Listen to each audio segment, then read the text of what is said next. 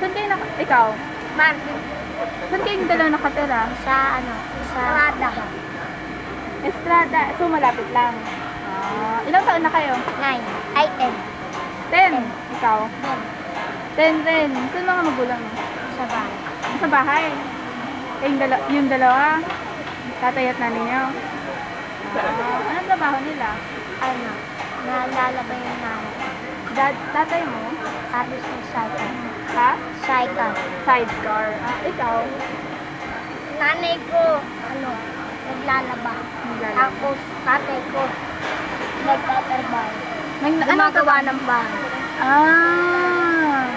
Ilan kayo magkakapatid? 4. 4.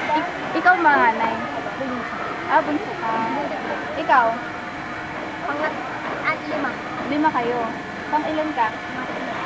So, may mga mas matatanda pa sa inyo. Nag-aaral kayo? Ako. Saan? Palma. Palma, saan yung malapit lang? Anong grade na? 1. Ikaw grade 3, ikaw grade 1. Ilang taon ka na? 10. Tapos ikaw 1? 10. 10, pero grade 1. Bakit late ka nakapag-aral? Opo. Late Ayaw siya? nagising. Ha? Ayaw siya magising. Ayaw mo magising? Hindi, Sayang mama naman. Hindi ka magising. Ano ginagawa niyo dito? Wala. Taga-utos? Tapos, hindi kayo pera. Pambaon. Pambaon. Magkano mga kinkita nyo? Isang 5. Hindi, sa isang araw, magkano 50. lahat? 50. Tapos pang ano niya, parang pangbaon niya Bibigay yun. ko sa mama ko yung 25.